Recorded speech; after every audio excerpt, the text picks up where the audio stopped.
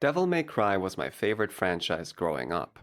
I'm still amazed by how well designed, how intuitive and fun the gameplay was at the time, the amazing scenery, the atmosphere, the over-the-top action that made this franchise so unique, so full of personality, so fun. So much fun in fact that I was still playing the game until my late 20s. I wanted to explore a different way of playing it, and it pushed me to want to learn the speedrun of the game. And let me tell you, it was glorious. The entire experience, starting from learning the game all the way to actually getting really good at it, to the point of pushing top times and eventually getting world record at some point, was immensely fun and rewarding. But there was one thing. A regular occurrence that comes with speedrunning the majority of games that made my memory of casually enjoying the game dissipate. It might seem rather obvious to some, especially to speedrunners, but may not totally be clear to casual players because depending on the game, they may not even notice. It is the single most infuriating yet addicting thing that may change your entire perspective for a game that you used to love playing casually to hating the game's guts when trying to push for better times. The one thing that is not in your control. Wait, what? What the fuck? Yeah? What the fuck? Oh my god, dude.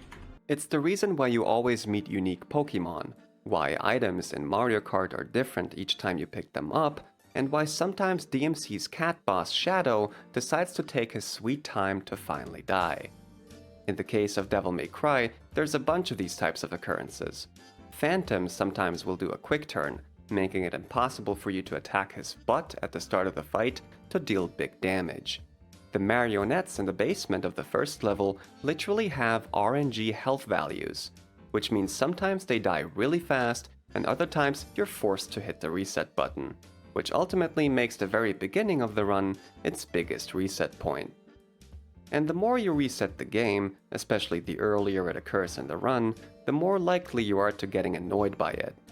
So once you develop a grudge for a game you formerly loved, how can you find enjoyment in it again? One solution is to simply never speedrun your favorite games.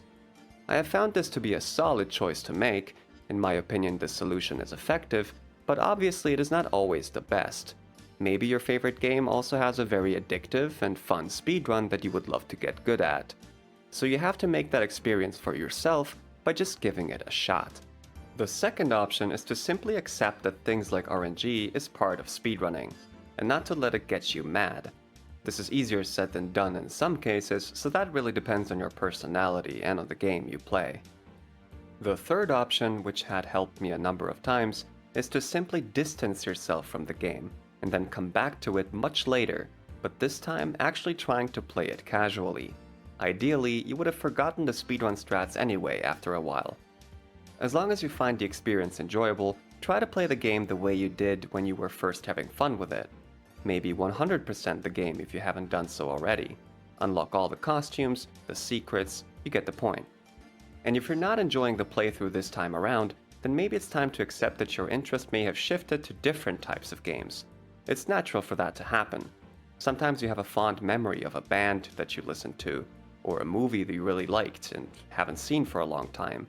And after revisiting that movie, music, or video game, you find yourself not enjoying it as much as your memory led you to believe you did back then. And this is completely fine. There are always games out there that you will most likely enjoy. There are so many different genres of games you may have never tried before, and maybe one or more of these games that you may discover or rediscover could be the next game that you want to dedicate your time to learning the strats, even finding newer strats maybe, and ultimately get good at. I will explore the different areas and aspects of speedrunning more in the future, as well as try to shine some light on games from my childhood that I think are underrepresented or forgotten by the majority of people.